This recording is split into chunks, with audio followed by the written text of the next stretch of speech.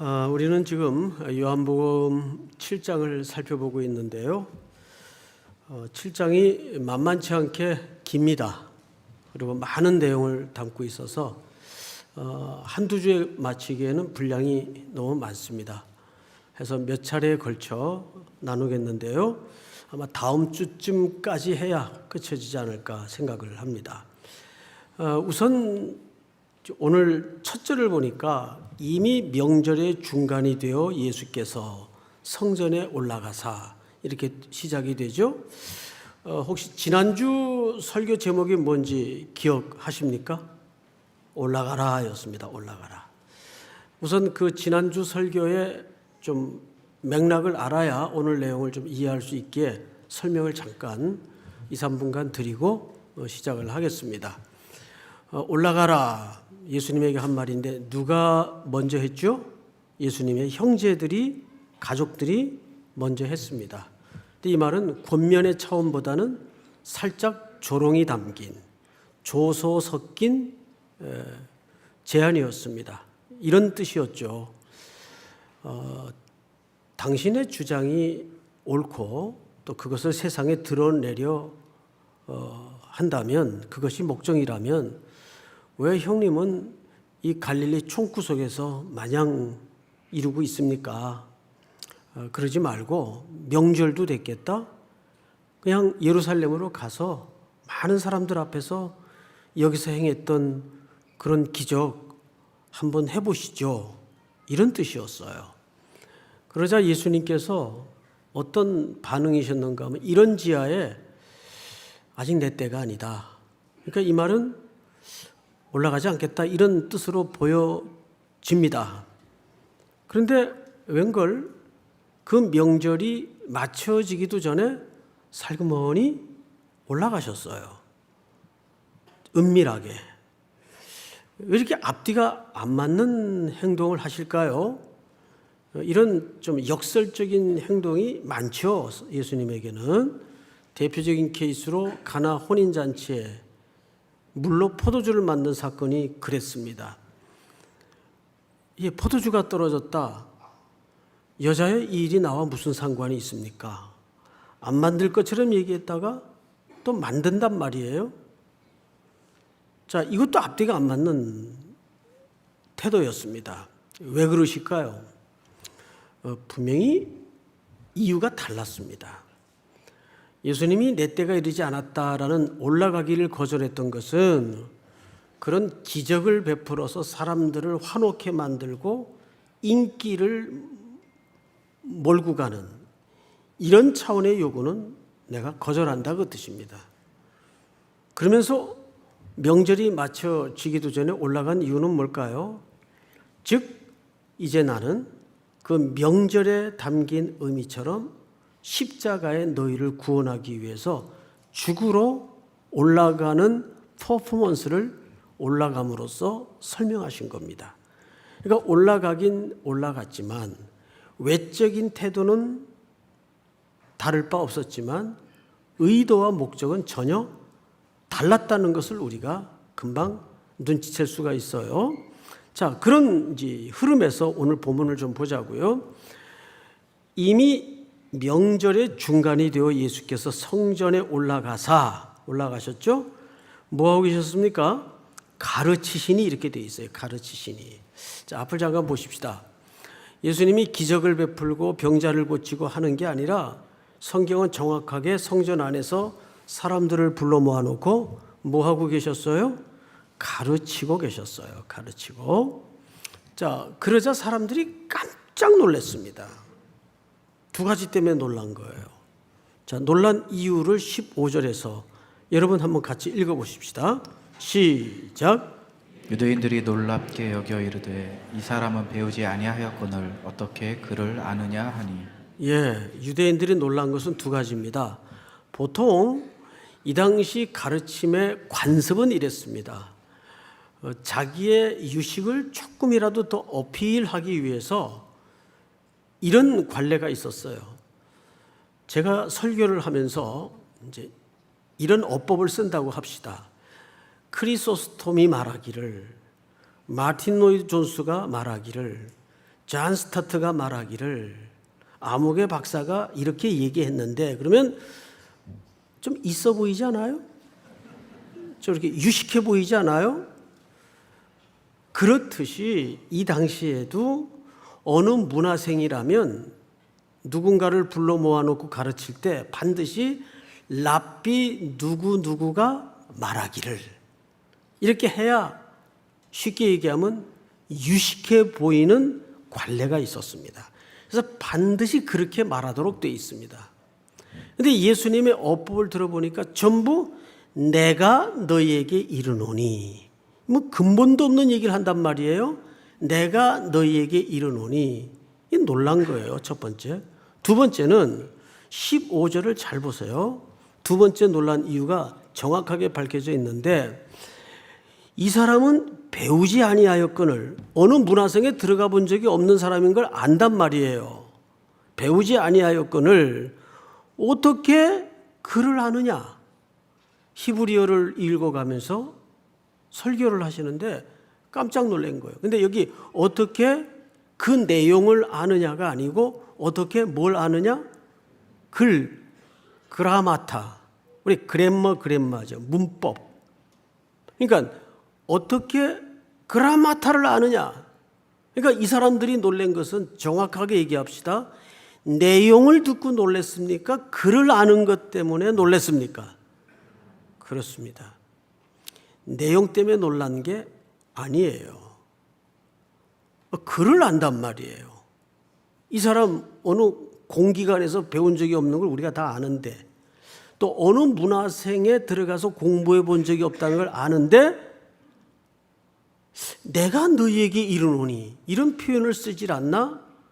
또 글을 알 뿐만 아니라 표현과 논리와 수사법이 보통 유식한 게 아니에요. 여기에 놀란 겁니다. 근데 이런 사람들이 이런 반응들이 교회 밖에 많습니까? 안에 많습니까? 교회 안에 많습니다. 교회 안에 보면 설교 내용보다도 어법 가지고 문법 가지고 표현 가지고 또 이렇게 지적을 하는 분들이 그 열렬히 또 있어요. 예. 고마운 일이죠. 저한테는 고칠 기회니까 당연히 그런 지적이 저는 이렇게 고맙습니다. 진심으로. 그래야 또 고치니까. 그런데 중요한 것은 뭐냐면 내용을 가지고 놀란 게 아니라 그 글을 읽는 걸 보고 놀랬단 말이에요. 그래서 여기서 우리가 조그만 신앙생활의 과제가 있다면 우리는 어법과 표현력과 글에서 뭘로 옮겨져야 됩니까? 메시지로 옮겨져야 돼요. 내용으로 옮겨져야 돼요. 이런 편견이 사실상 내용을 이해하는 걸 가로막아요. 오늘날에도 그런 게 많습니다. 예를 들어서 강사가 초청이 됐는데 사람들이 제일 먼저 보는 게 프로필을 봐요. 오, 이분 하버드에서 공부했네? 그리고 학위가 PhD야. 아, 그럼 뭐 좀 내용이 있겠다. 근데 뭐 엉뚱한 얘기하고 가도 프로필 때문에 역시 이런단 말이에요. 그런데 뭐 프로필을 보니까 중학교 중퇴에다가 뭐 학교도 뭐 어느 학교인지 이름도 없는 학교가 적혀 있고 그러면 이 많은 청중 앞에서 저분이 옳게 설교나 제대로 할 수 있겠나 이런 이제 삐딱한 마음을 가지고 들으면 꼬투리나 잡으려고 하지 내용을 듣질 못한단 말이에요. 이 편견과 선입견 때문에 이게 교회 안에 많아요, 사실은. 여러분, 정말 좋은 설교는 뭘까요? 제가 모시고 있었던 원로 목사님이 쓰던 강대상이 있었어요. 그걸 제가 몇 년 동안 썼던 적이 있는데 그 강대상 안쪽 요 앞에 보면 그 목사님이 영어로 타이핑해서 적어놓은 글귀가 하나 있습니다. 청중으로 그리스도를 보게 하라. 청중으로 그리스도를 보게 하라. 참 잊지 못할 교훈이었습니다. 좋은 설교자라는 것은 화려한 말습관, 논리력, 수사력도 일부는 도움이 되겠지만 그것이 좋은 설교의 기초나 기준이 되어서는 안 됩니다. 좋은 설교라는 것은 첫째가 청중으로 하여금 그리스도를 보게 하는 겁니다. 그래서 예수님이 16절에 이런 말씀을 하시죠. 제가 읽겠습니다. 예수께서 대답하여 이르시되 이 교훈은, 예수님은 이 글은입니까? 이 교훈입니까? 이 교훈이에요. 메시지예요. 그라마타가 아니란 말이에요. 이 교훈은 내 것이 아니요 나를 보내신 이의 것이니라. 이 교훈의 권위와 출처를 어디에 두고 있나요? 나를 보내신 하늘 아버지께 그 권위와 출처를 두고 있어요. 저는 개인적으로 평생 어쨌든 설교를 하면서 살아온 사람이지만은 두 가지 설교가 있다고 생각을 해요. 하나는 자기가 열심히 이 자료 저 자료 해서 만든 설교가 있다면, 또 하나는 정말 하나님께로부터 받아 올라온 설교가 있어요.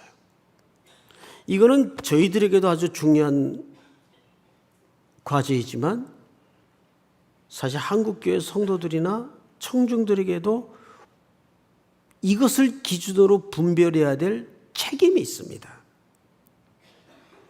듣기 좋은 설교가 좋은 설교는 아니에요.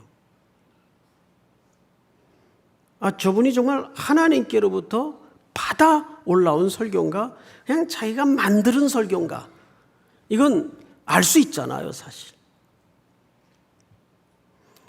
우리 한국교회 목회자들이 그런 목회자들이 될 수 있기를 여러분들이 예배 때마다 기도해 주실 의무가 있습니다. 한국교회 이 부실함에는 1차적인 책임이 저희들에게 있지만 여러분들도 그 한몫을 했다는 것을 잊어서는 안 됩니다. 자, 이제 17절을 좀 읽을까요? 사람이 하나님의 뜻을 행하려 하면 이 교훈이 하나님께로부터 왔는지 내가 스스로 말함인지 알리라. 스스로 말하는 자는 자기 영광만 구하되 보낸 이의 영광을 구하는 자는 참되니 그 속에 불의가 없느니라. 모세가 너희에게 율법을 주지 아니하였느냐? 너희 중에 율법을 지키는 자가 없도다. 너희가 어찌하여 나를 죽이려 하느냐? 이 깜짝 놀랄 일을 얘기하십니다. 왜냐하면 지금 이 청중은 유대인들이에요. 유대인들이 어떤 분들입니까? 글자 자꾸 하나에 목숨을 거는 사람들이에요.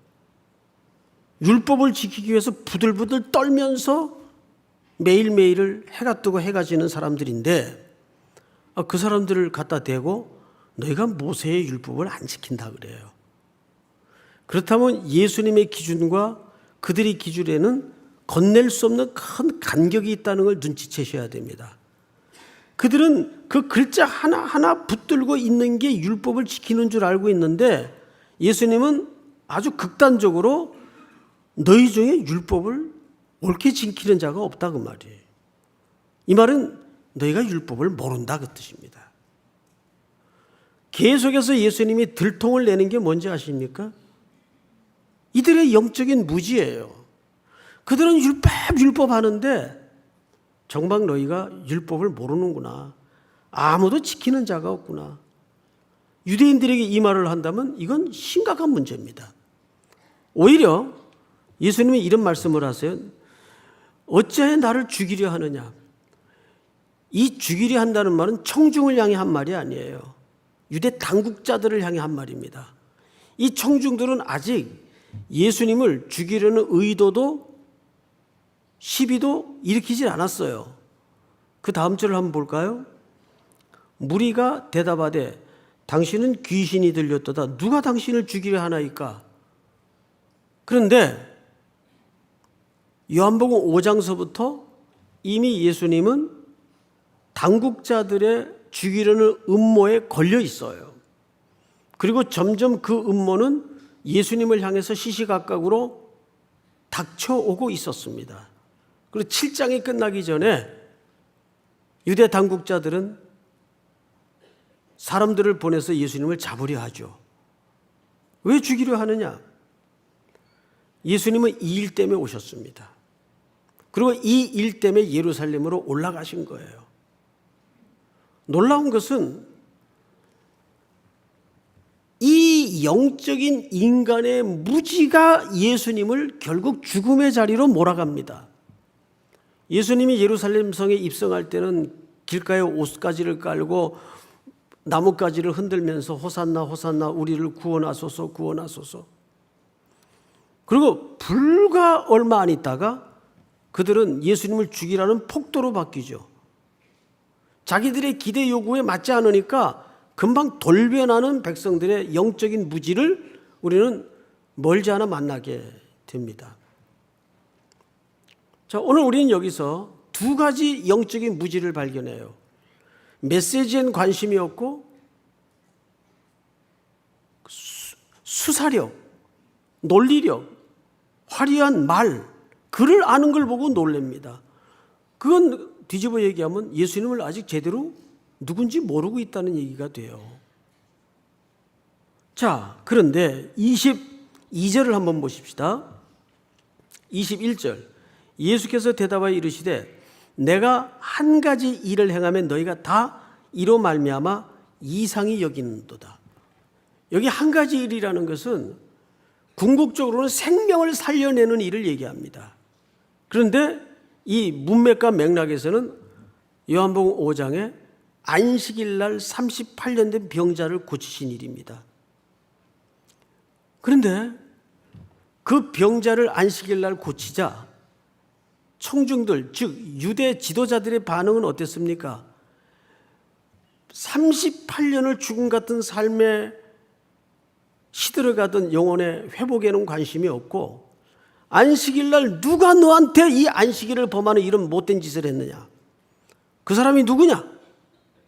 그리고 그때부터 예수님을 사실상 유대 당국자들은 체포하려고 의도를 품기 시작합니다. 공개적인 의도를 드러내기 시작합니다. 예수님이 그 얘기를 하는 거예요.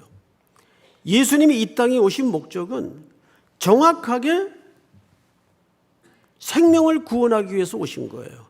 그 일이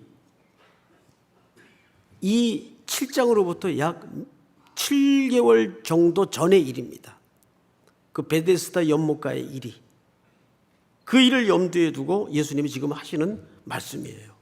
자, 그런데 우리가 조금 더 가서 보십시다. 이제 오늘 해석의 제일 어려운 대목에 이르렀습니다. 22절. 모세가 너희에게 할례를 행했으니 그러나 할례는 모세에게서 난 것이 아니요 조상들에게서 난 것이라. 그러므로 너희가 안식일에도 사람에게 할례를 행하느니라. 자, 여러분 이제 앞을 좀 보십시다. 할례는 누가 준 겁니까? 할례는 하나님이 주신 거예요. 우리 레위기 12장을 한번 띄워주실까요? 같이 한번 읽어보십시다. 시작. 여덟째 날에는 그 아이의 부피를 벨 것이요. 이 할례가 사실은 모세의 율법에 기록되어 있지만 원래는 창세기 17장에 한번 띄워주실까요? 아브라함에게서부터 시작된 겁니다. 하나님이 또 아브라함에게 이르시되 그런즉 너는 내 언약을 지키고 네 후손도 대대로 지키라. 다음 절 시작. 너희 중 남자는 다 할례를 받으라. 이것이 나와 너희와 너희 후손 사이에 지킬 내 언약이니라. 네. 자, 그러면 정확하게 할례는 누구의 명령이에요? 하나님의 율법이에요. 그런데 안식일을 지키라는 것도 누구의 명령입니까? 당연히 하나님의 명령이에요. 그런데 이제 사람이 살다 보면 이러지도 저러지도 못하는 일들이 생겨요. 아이가 태어났어요. 사내 아이가. 그럼 8일 만에 뭘 행해야 된다고요? 할례를 행해야 돼요. 근데 하필 그 8일째가 안식일 날에 딱 걸린 거예요. 그러면 어떡하죠? 어떻게 해요? 할례를 행하자니 뭐가 깨져요? 안식일이 깨지는 거예요. 그 안식일을 지키자니 또 뭐가 깨지는 거예요. 할례가 깨지는 거예요. 그러면 왜 하나님은 이럴 경우에 이렇게 하라 저렇게 하라 명시된 법규가 없었고 안 만들어졌을까? 미처 하나님이 그 생각을 못한 걸까요? 아니죠. 성경은 가끔 이렇게 하나님께서 의도적으로 모호한 법을 그냥 둘 때가 있어요. 대표적인 예가 한 규빗. 한 규빗은 어디서부터 어디까지입니까? 이 손끝에서 팔꿈치까지가 한 규빗이에요. 그러면 팔이 긴 사람들은 길이가 또 달라요. 저 같은 쇼팔은 불과 얼마 안 돼요. 그러면 똑같은 한 규빗이라도 저 사람 기준이 다르고 내 기준이 다를 수밖에 없단 말이에요. 저는 이 모함에 놀라운 하나님의 섭리가 감춰져 있다고 봐요. 세상은 명확히 떨어지는 게 없어요. 특별히 인생을 살다 보면 명확히 재단에서 딱 떨어지는 경우가 없습니다. 항상 뭔가 잘 모르겠고 안개를 걷는 것 같고 모호하고 잘 드러나지 않고 그 속에서 뭐가 이루어지죠? 성장과 성숙이 이루어진다는 거예요. 그래서 하나님은 어떤 경우에 모호하게 남겨둘 때가 있는데 대표적인 예가 안식일을 거룩히 지키라. 난지 8일 만에. 근데 그 8일이 안식일 날 딱 걸릴 땐 어떡하겠냐 그 말이에요. 그러면 둘 중에 하나는 우선적 가치를 통해서 결정을 해놓고 취사 선택을 해야 돼요. 그럼 이 결정을 누가 하냔 말이죠. 율법 선생들이 한단 말이에요. 자, 예를 들어서 미드라시 해석을 보면 생명이 위중한 경우 안식일에 치료를 해야 되느냐 안 해야 되느냐 이때도 이 질문이 있었단 말이죠. 이런 해석을 해놨습니다. 할례는 아브라함으로부터 온 것이니까 이거는 생명과 건강에 관한 것이니 안식일보다 크다.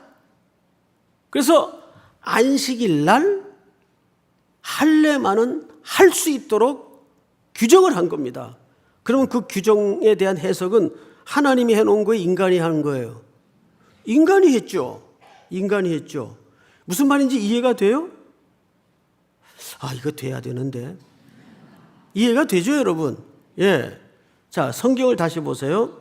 22절. 그러므로 너희가 안식일에도 사람에게 뭘 행하느니라? 할례를 행하느니라. 그럼 이 결정은 누가 했냐 그 말이에요. 사람이 했단 말이에요. 그렇습니까 안 그렇습니까?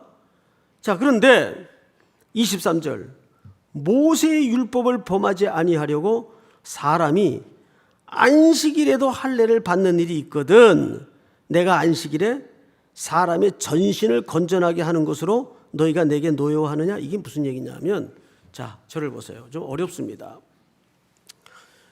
유대인들은 사람의 모든 기관을 248개 기관으로 구분을 합니다.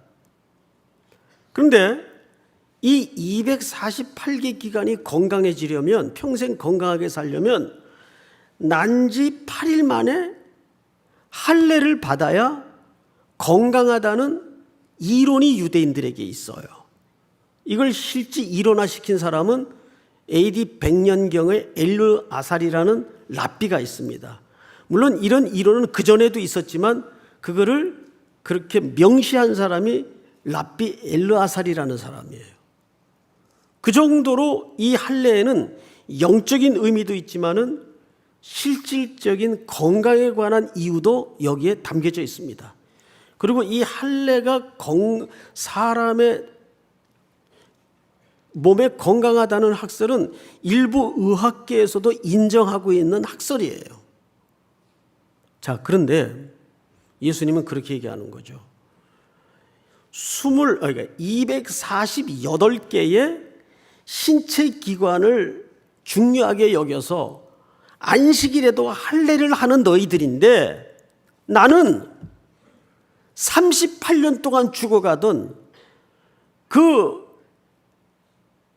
일어서지도 못하고 수족을 쓰지도 못하던 그 사람의 전신을 건전하게 만들었는데 안식일 날 어겼다고 왜 나한테 시비냐 그 말이에요. 자, 이런 관점에서 23절 본문을 다시 읽어보라고요. 다 같이 한번 시작. 모세의 율법을 범하지 아니하려고 사람이 안식일에도 할례를 받는 일이 있거든 내가 안식일에 사람의 전신을 건전하게 한 것으로 너희가 내게 노여워하느냐. 이제 이 말이 무슨 뜻인지 아시겠어요? 왜 예수님이 사람의 전신을 건전하게 하는 것으로 이런 표현을 썼을까요? 그런 비교 때문입니다. 이런 얘기죠.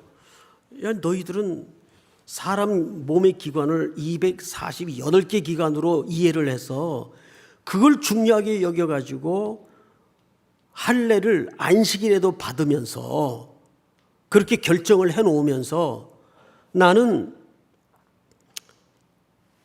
사람의 전신을 건전하게 만든 일을 안식일에 했는데 왜 나한테 시비를 걸고 죽이려 하느냐. 그걸 얘기하는 겁니다. 그러니까 이들이 얼마나 자기 모순에 빠져 있고 이 안식일에 참된 율법의 의미를 모르고 있다는 걸 금방 들통을 내는 거예요, 스스로가. 그러면서 오늘 가장 중요한 얘기를 하세요. 24절 우리 한번 같이 읽겠습니다. 시작. 외모로 판단하지 말고 공의롭게 판단하라 하시니라. 자, 이제 다 됐습니다. 외모로 판단하지 말고 뭐로 판단하라? 공의. 오늘 말씀의 제목이 뭐죠? 하나님의 공의란 질문으로 끝났어요.